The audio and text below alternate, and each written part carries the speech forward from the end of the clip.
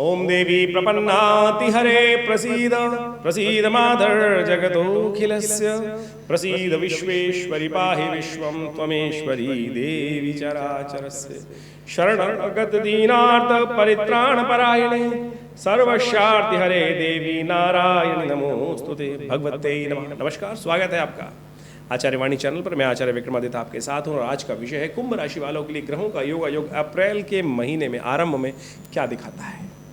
ज्योतिष के योगायोग समस्त भविष्य को दिखाने का प्रयास करते हैं। जो ज्ञानवान होते हैं उनको समझ लेते हैं और उसके अनुसार से उस प्रकार के उपाय कर लेते हैं, रास्ता बदल लेते हैं, रास्ता आगे बढ़ने का प्राप्त कर लेते हैं। तो यही बताने के लिए हम आपके साथ जुड़ते हैं कि ग्रहों का योगायोग आने वाले समय में आपकी राशि के अनुसार से कैसा खेल करने वाला है।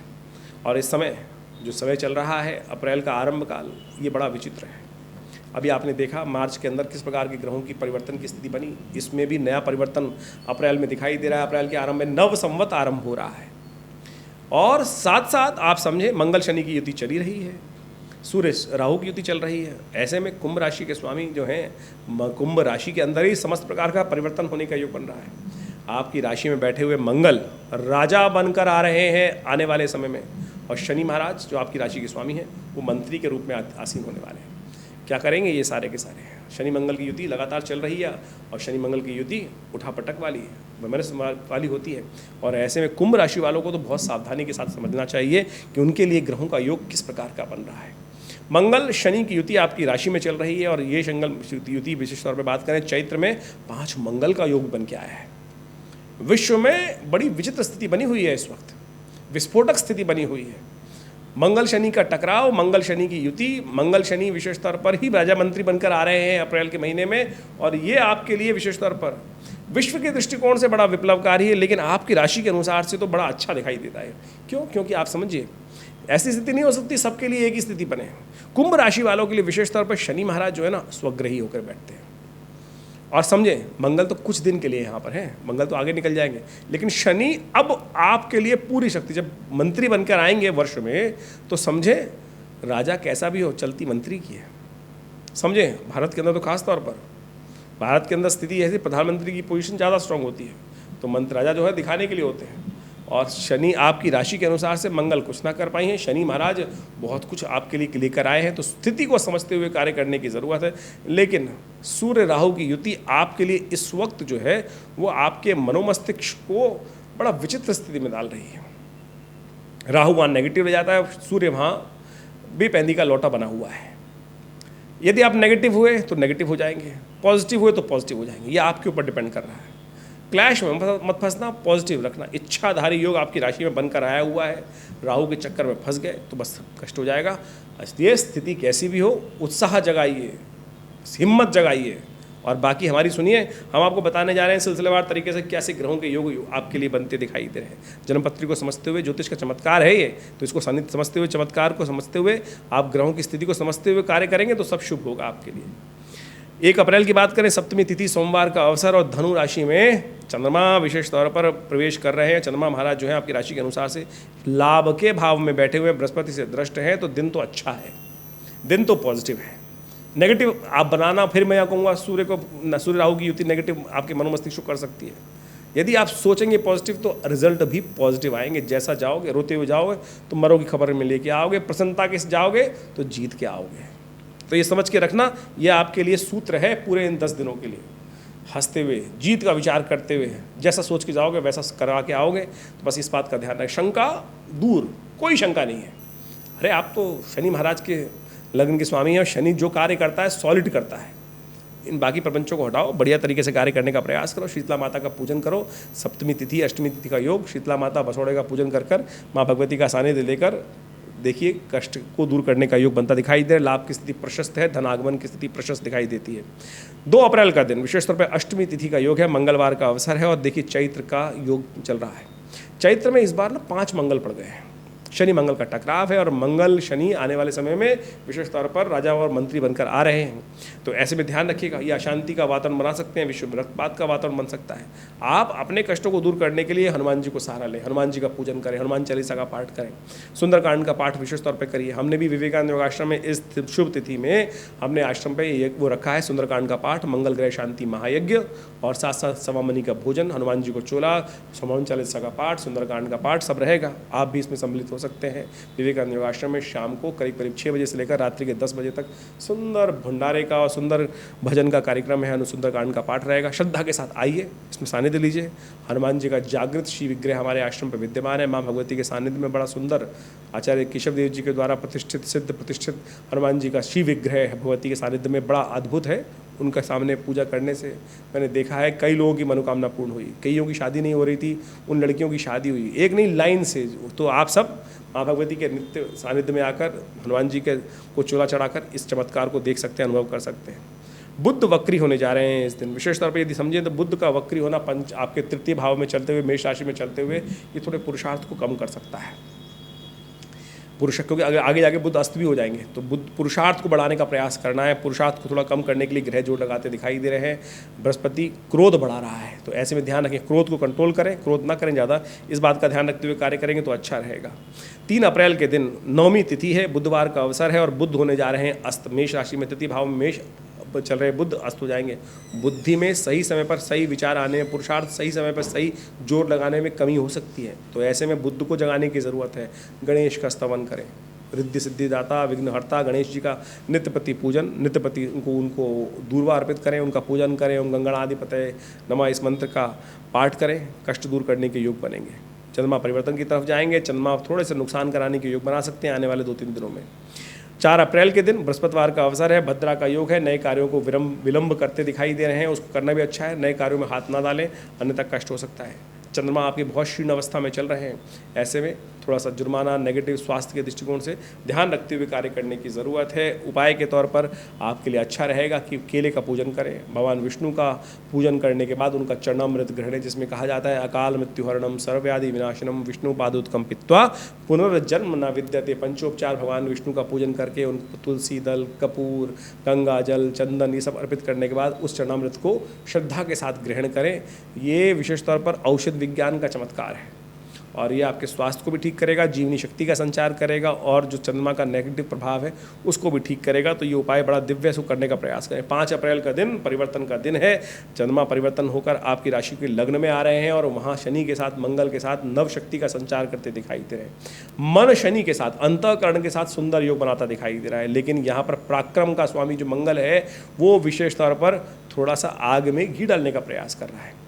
मन की चंचलता को यदि शनि के साथ मिला दिया तो फिर मंगल का पुरुषार्थ, जो बेकार का जो उत्साह नेगेटिव तरफ जा रहा है, उसको आप कंट्रोल कर पाएंगे। तो इसलिए धीरे धीरे रे मना धीरे सब कुछ होए, इस बात का ध्यान रखते हुए कार्य करें तो अच्छा रहेगा। जल्दबाजी ना करें, चंद्रमा थोड़े चंचल हैं, जल्दबाजी कराते हैं, तो उसको ध्यान रखते हुए कार्य करें। शुक्रवार का अवसर, एकादशी का अवसर, तो उपवास, माँ भगवान विष्णु और साथ साथ महालक्ष्मी जी के सानिध्य में उनका सानिध्य प्राप्त करें, व्रत करें और साथ साथ हो सके तो यज्ञ, श्री सूक्त का यज्ञ अवश्य करें।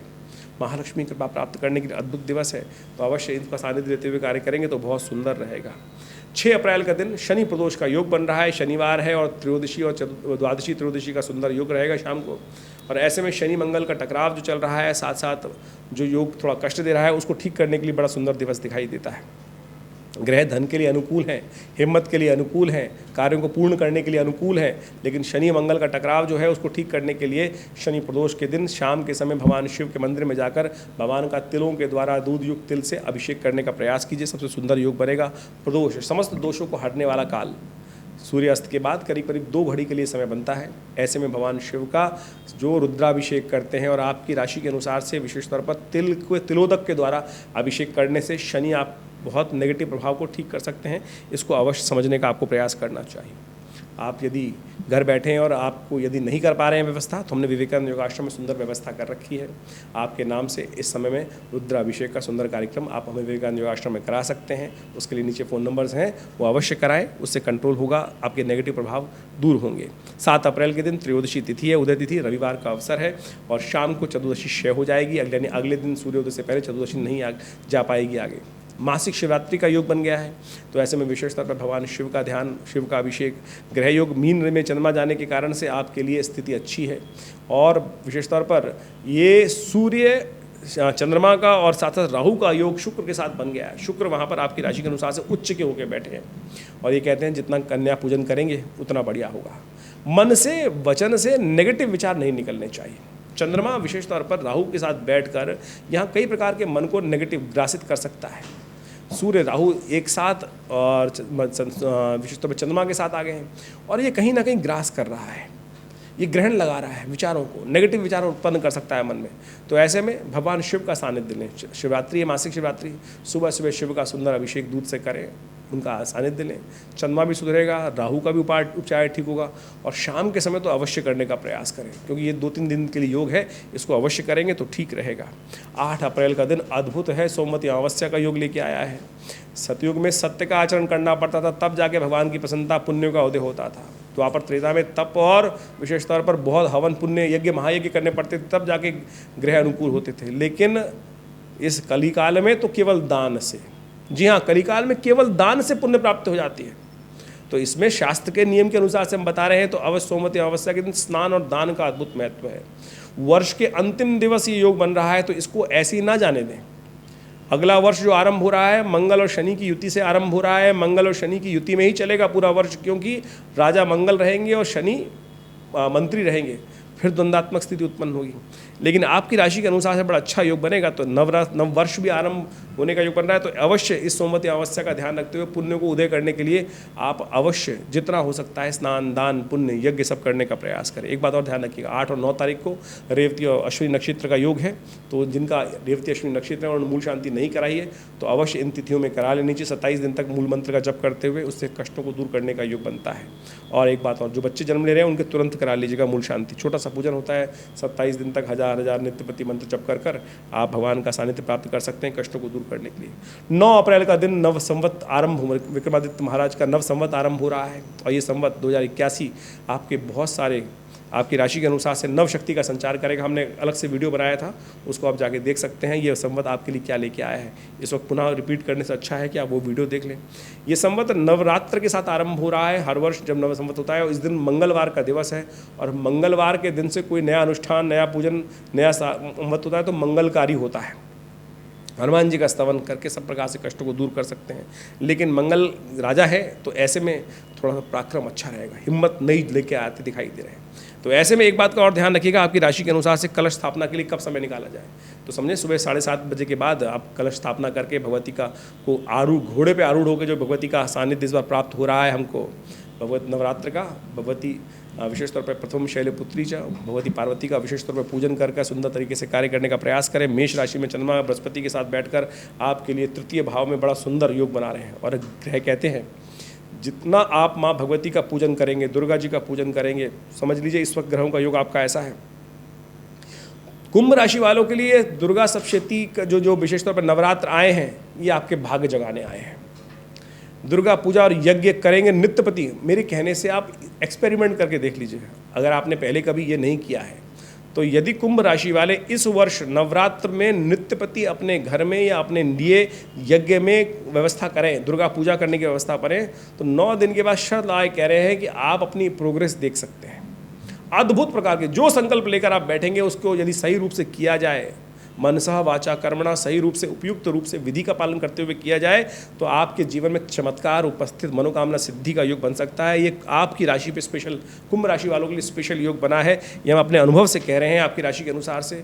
आप समझ लीजिए किसी और राशि में हमने ये नहीं बोला है, आपकी राशि में योग बन रहा है, तो आपको अवश्य इस बात का ध्यान रखते हुए कार्य करना चाहिए। चमत्कार है इस वर्ष के नवरात्र आपकी राशि में माँ भगवती दुर्गा की कृपा, यज्ञ से, दुर्गा जी के पूजन से आपकी कृपा, आप भगवती कृपा, चमत्कार आपके जीवन में उपस्थित कर सकती है। तो ऐसे टाइम को खाली मत जाने दीजिएगा, सानिध्य का लेते हुए अवश्य इसका लाभ लेने का प्रयास कीजिए। हमने भी विवेकानंद योगाश्रम में बड़ा विशाल सहस्त्र चंडी महायज्ञ रखा है।